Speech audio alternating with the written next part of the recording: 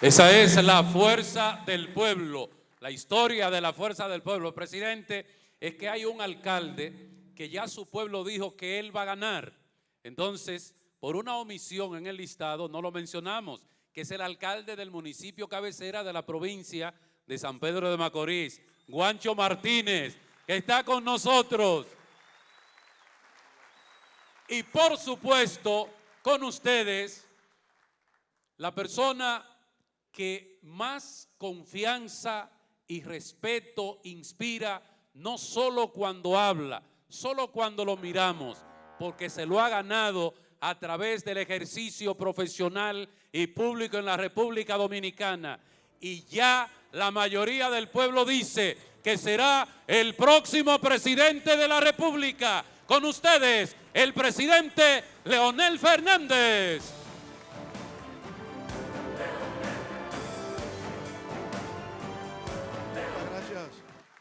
Muchas gracias a todos.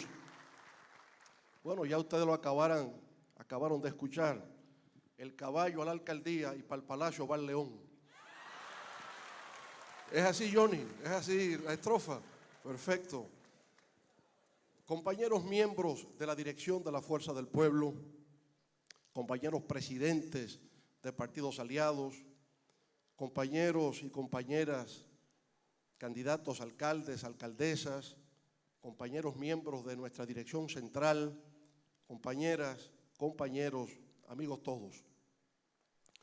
Hoy se cumplen exactamente 3 meses, 90 días, desde que decidimos la formación de esta nueva organización política que es la Fuerza del Pueblo.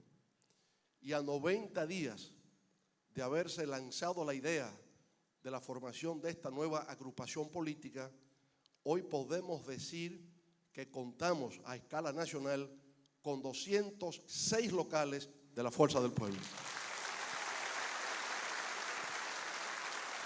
No hay organización política en la historia de la República Dominicana que en tan corto tiempo pueda exhibir esa fuerza y ese respaldo popular. También en el día de hoy, como ustedes han visto, hemos querido presentar ante la opinión pública, ante la sociedad dominicana, a todos nuestros candidatos a cargos municipales que estoy seguro saldrán vencedores con el respaldo del pueblo el próximo 16 de febrero.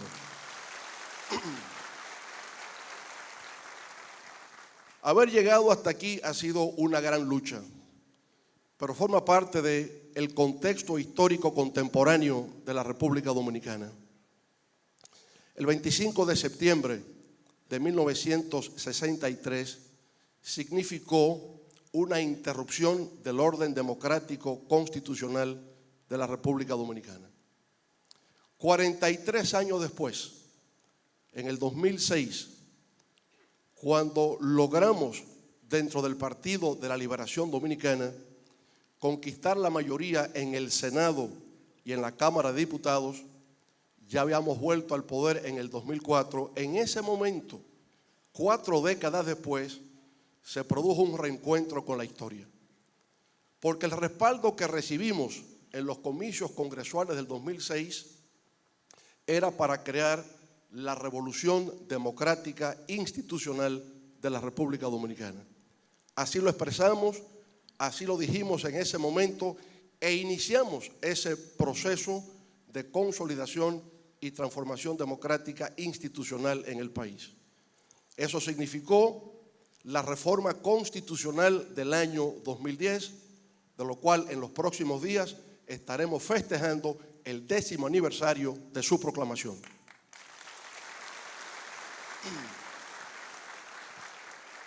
En adición a esa reforma constitucional, la primera en nuestra historia, que fue precedida de una consulta popular, todas las organizaciones cívicas fueron convocadas para que expresaran sus puntos de vista, sus criterios acerca de cómo debía conformarse un Estado social y democrático de derecho en la República Dominicana. Pero en adición a la reforma constitucional, ha sido parte de la revolución democrática institucional el proceso de reforma y modernización del Estado dominicano.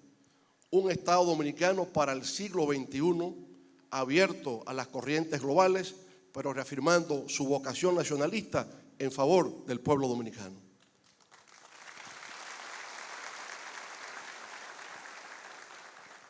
Llevamos a cabo una reforma a la ley de presupuesto, a la ley de tesorería, a la ley de Contraloría. Promovimos la ley de licitación pública de bienes y servicios de la República Dominicana. Y en cada ámbito de la vida nacional introdujimos reformas porque estamos conscientes que la nueva situación mundial requería un Estado fuerte en la República Dominicana que fuera confiable, que fuera transparente y con capacidad de rendición de cuentas. Y así íbamos. Y entendíamos que dentro del Partido de la Liberación Dominicana, más que compañeros, éramos una familia, la familia PLDista, a la cual aludí en innumerables ocasiones.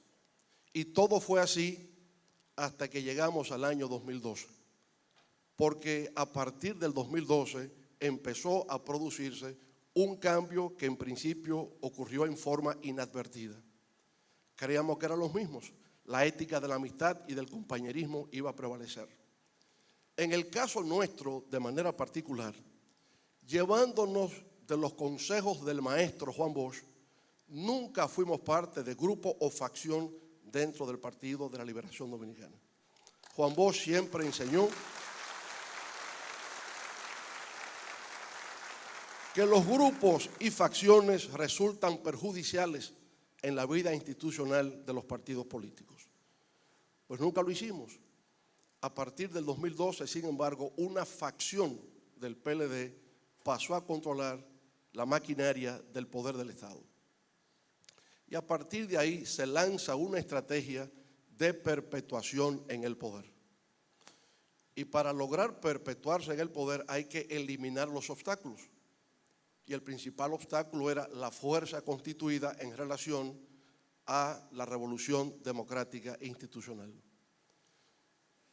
La trama para eliminar ese obstáculo se inició desde la sombra. No se daba la cara, pero iba avanzando.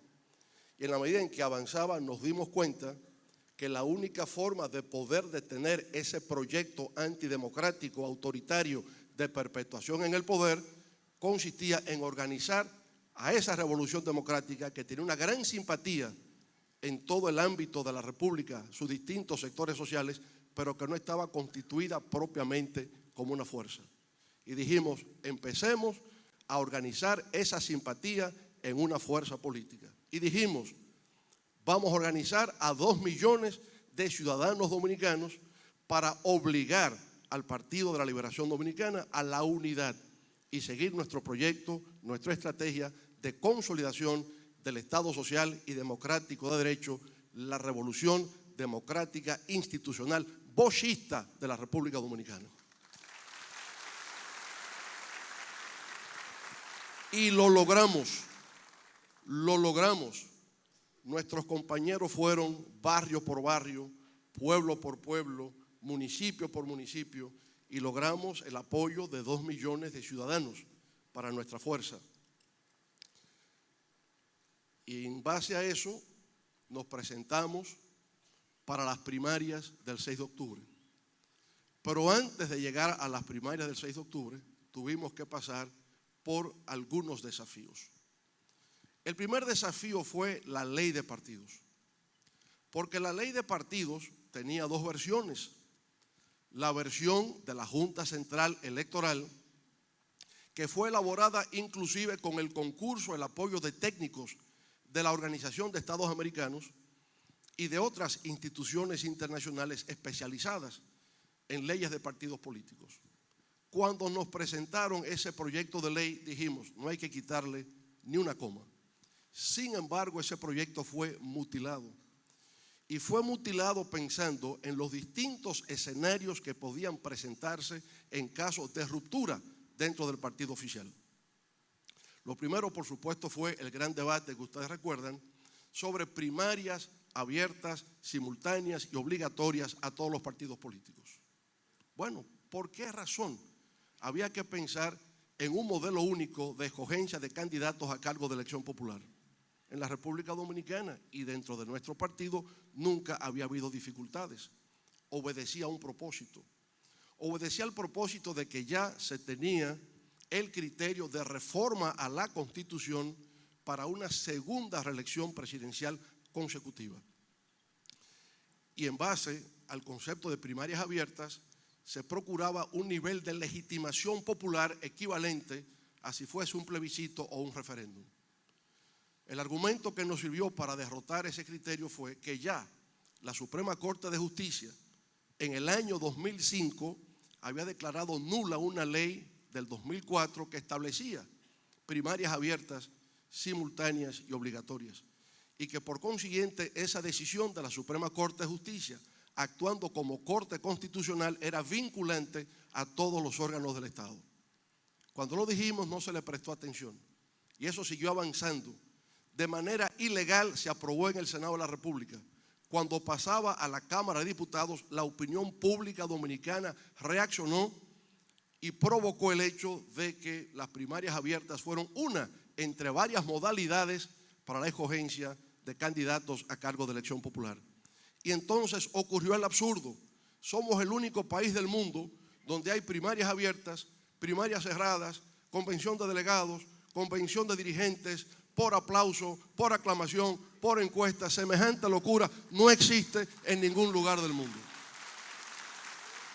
Pero lo que sí logramos en esa ocasión fue derrotar la idea de primarias abiertas, simultáneas, para servir al propósito de reforma constitucional, reelección presidencial y perpetuación en el poder. Lo derrotamos. Derrotamos las primarias abiertas como única forma de selección de candidatos a cargo de elección popular.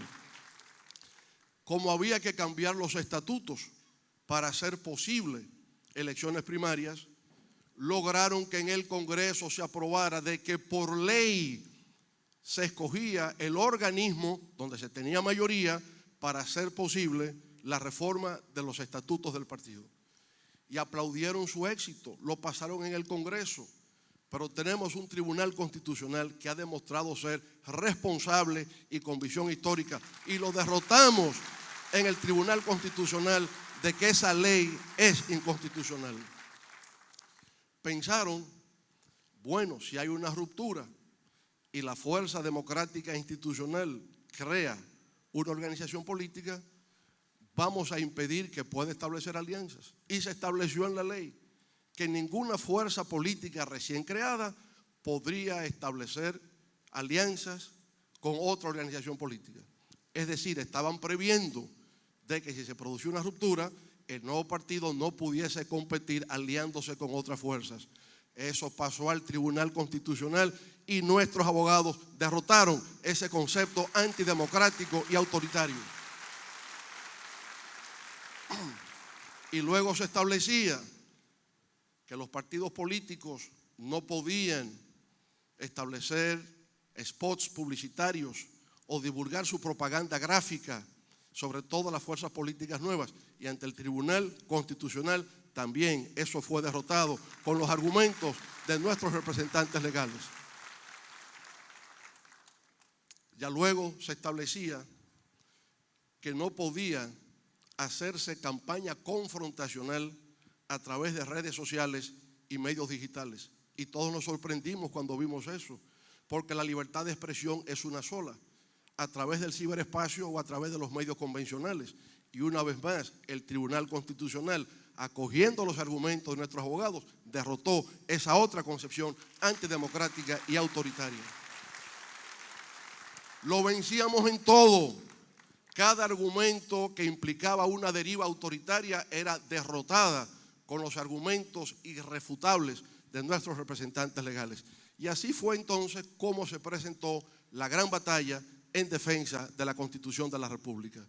Se insistía en eso, no se daba la cara, se hacía hurtadillas en la sombra como habían hecho todo lo anterior, pero el pueblo dijo no y se hacían encuestas y la última decía: en el Gran Santo Domingo, donde se concentra la inmensa mayoría de la población dominicana, el 91% llegó a decir no, respeto a la Constitución de la República Dominicana.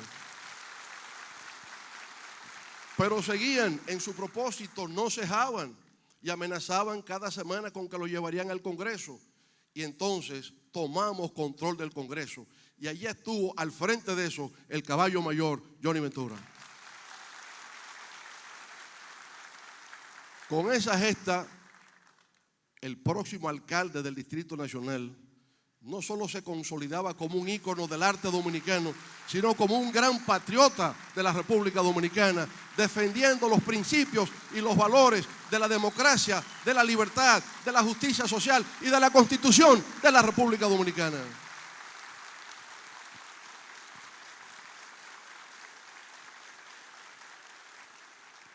Mandaron militares a ocupar el Congreso y los vencimos.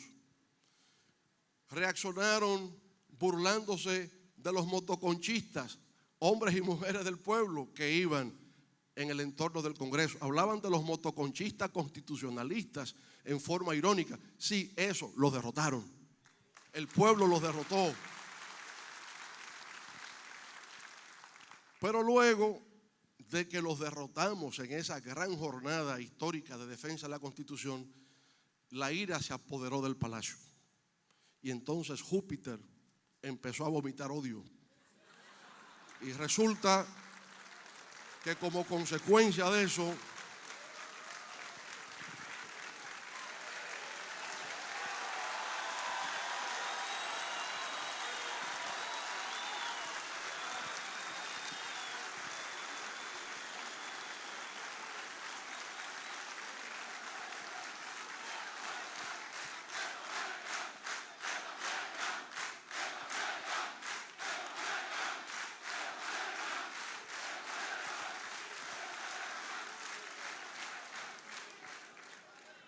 y debido a esa ira, a esa cólera palaciega, se ha desatado una oleada de cancelaciones masivas a compañeros nuestros, persecuciones, amenazas, atropellos, vejámenes, creyendo que con eso se van a imponer.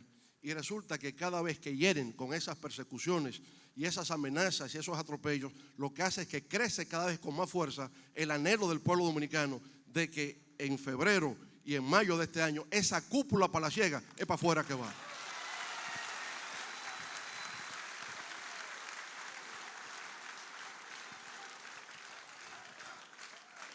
Pero han descubierto lo que debieron haber tenido claro, y es que unido el PLD en base a valores y principios y a las enseñanzas del maestro, todas las encuestas indicaban que ganábamos holgadamente con un 57% de los votos.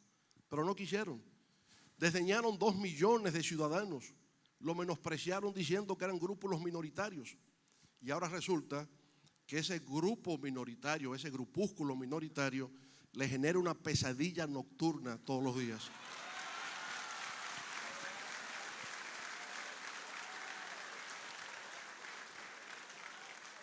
Le genera una pesadilla porque en el marco del 6 de octubre, de las primarias del PLD, utilizaron todos los recursos de una maquinaria de poder estatal. Se involucró directamente el presidente de la República y lo derrotamos. Intervinieron los ministros y los derrotamos. Intervinieron los gobernadores y los derrotamos. Intervinieron los senadores y los derrotamos. Intervinieron los diputados y los derrotamos. Hicieron fraude y los derrotamos. Y han querido legitimar el fraude. Y hasta se ha contratado una firma española, Alhambra, para que venga a hacer la auditoría forense de las primarias del 6 de octubre. Y solo bastó una pregunta de un delegado político. Díganme una cosa, señores representantes de esta empresa. Si se toma una fotografía al código QR que está en el dorso de la cédula, ¿eso puede ser validado electoralmente? Sí, no más preguntas, se acabó todo.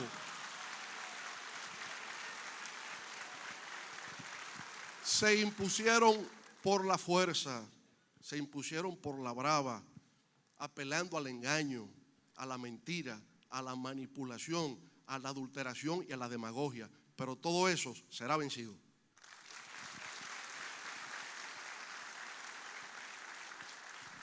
Y después del hecho, cuando creían que pocos nos acompañarían para la formación de esta nueva organización política, porque es el partido de gobierno y la gente pues quiere preservar su estatus y quiere preservar su estilo de vida, nadie nos va a acompañar. Y ahora han despertado a la realidad y se dan cuenta que este es un gran partido, el único que a 90 días de haberse formado tiene más de 200 locales, lo que es una expresión del gran apoyo popular que va concitando cada día. Y entonces han descubierto lo siguiente, que lo que era seguro en la unidad, un triunfo arrollador, inevitable, ahora están obligados a tener que ganar en primera vuelta. Y ganar en primera vuelta es imposible. Y si es imposible ganar en primera vuelta, es seguro que perderán en la segunda vuelta. Con lo que está claro que la cúpula palaciega en mayo es para afuera que va.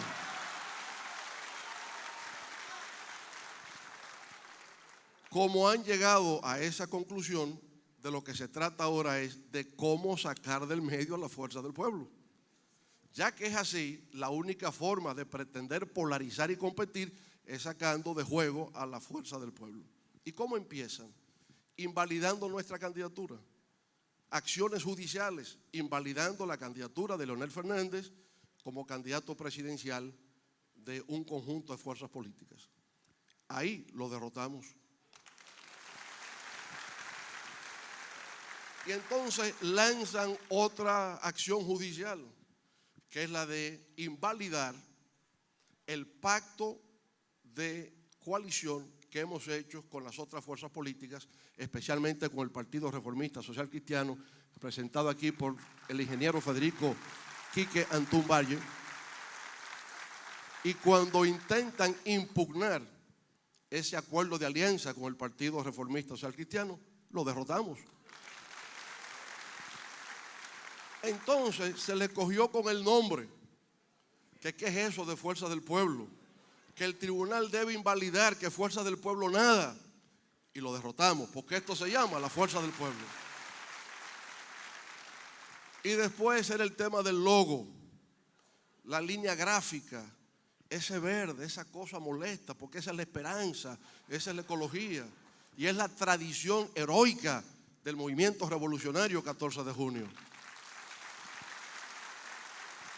¿Y saben qué pasó? Que ahí también lo derrotamos. Y ahora se han inventado lo último.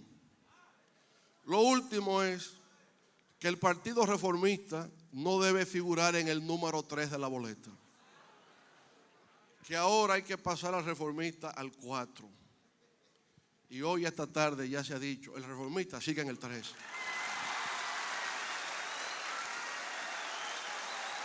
Y como el Reformista sigue en el 3, lo seguimos derrotando en cada ámbito y en cada aspecto y en cada detalle en el que se mueven. Porque definitivamente han perdido el afecto del pueblo dominicano. Y ahora nos encontramos pues en esta lucha. El panorama mundial luce sombrío. El Banco Mundial acaba de presentar unas cifras de que para este año 2020 habrá un declive del Producto Interno Bruto mundial. Ve una situación de estancamiento en el crecimiento en Europa. China, que crecía a un 12% promedio anual, para este año 2020 va a crecer tan solo 5,5%.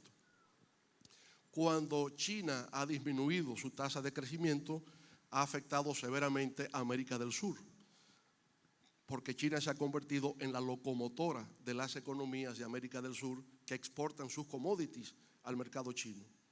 Para este año, el Banco Mundial, el Fondo Monetario, prevé un declive en el crecimiento.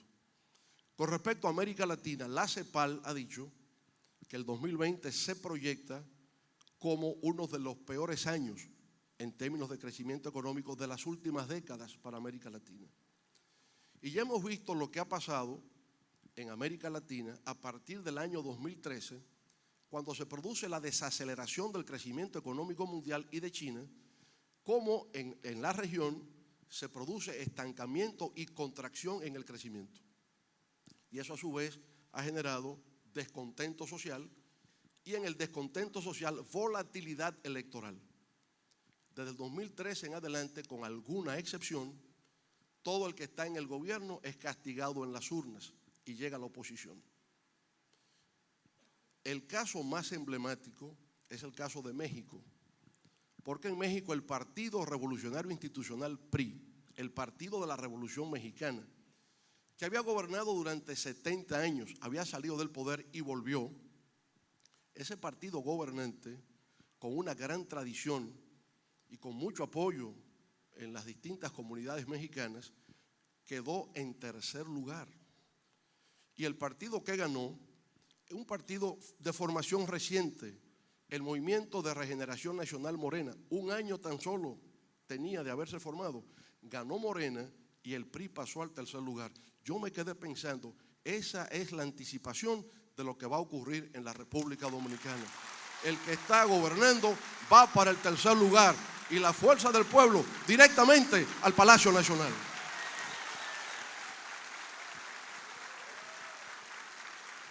Pero además de volatilidad electoral, lo más preocupante es que este año pasado, en el 2019, América Latina ardía en llamas. En todas partes se estaban viendo protestas populares que estaban poniendo en riesgo la gobernabilidad democrática de estos pueblos. Protestas sociales en Honduras, protestas en Nicaragua, protestas en Venezuela, protestas en Colombia, protestas en Ecuador, protestas en Perú, protestas en Chile, protestas en Puerto Rico y protestas en Haití. Hacía tiempo que en América Latina no se veía una situación de tanta inestabilidad política como la que vimos el año pasado. Y todo indica que este año y los años venideros, lo más probable es que la situación se agrave. En la República Dominicana hemos tenido estabilidad política y crecimiento económico por una razón muy simple, porque lo que ha afectado a América del Sur ha beneficiado a la República Dominicana hasta ahora. La economía dominicana depende mucho para su estabilidad del precio de los combustibles, del precio de los hidrocarburos.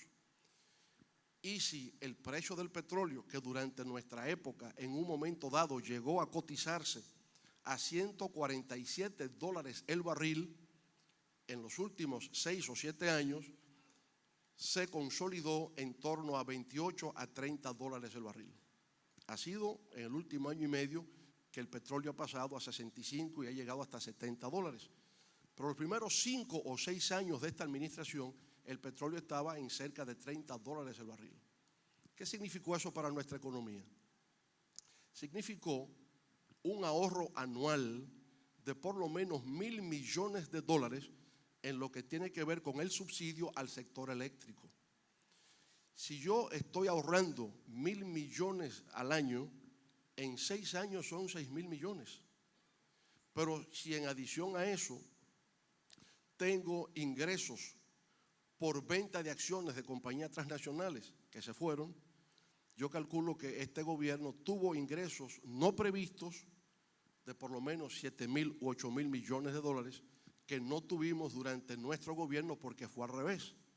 Ahí era el petróleo por encima de $100 el barril, con lo cual anualmente el subsidio al sector eléctrico estaba entre 1.300 y 1.500 millones de dólares. Ahora uno se pregunta, ¿cómo es posible que habiendo tenido una situación de bonanza, con vientos a favor, este gobierno ha tenido que endeudarse a los niveles a que ha llegado?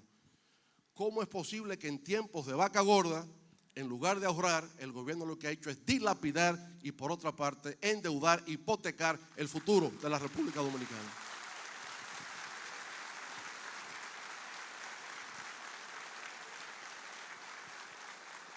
Apoyándonos en los estudios, en las proyecciones que hacen organismos multilaterales internacionales, nos damos cuenta que por delante tenemos una situación de mucho desafío, de mucho riesgo, porque luce una situación sombría. En momentos de dificultad, los pueblos apelan a capitanes con experiencia. No se puede navegar en un mar proceloso con manos no experimentadas. El pueblo dominicano sabe dónde está la experiencia, dónde están los hombres y mujeres con capacidad para gobernar y con sentimiento patriótico. Y esto lo digo porque en una actividad que hizo el partido oficial ayer, decían que le van a pasar el rolo a la oposición. Y yo les digo desde aquí que la fuerza del pueblo no va a permitir que le pasen el rolo al pueblo dominicano. La fuerza del pueblo nació para vencer, nació para reafirmar su compromiso con la democracia, con la constitucionalidad, con la libertad y con la justicia. El próximo 16 de febrero será nuestro primer desafío y yo les digo a ustedes que el 17 le estaremos diciendo a este país que hemos vencido, que hemos triunfado, que la fuerza del pueblo, los aliados y las bases del Partido de la Liberación Dominicana estamos todos juntos para subir las escalinatas del Palacio Nacional el próximo 16 de agosto y gobernar en favor de la democracia y los valores más progresistas de la República Dominicana. Gracias, compañeras y compañeros, y dejamos formalmente bautizada en el día de hoy la fuerza del pueblo. Bajo cualquier circunstancia, es para adelante que vamos.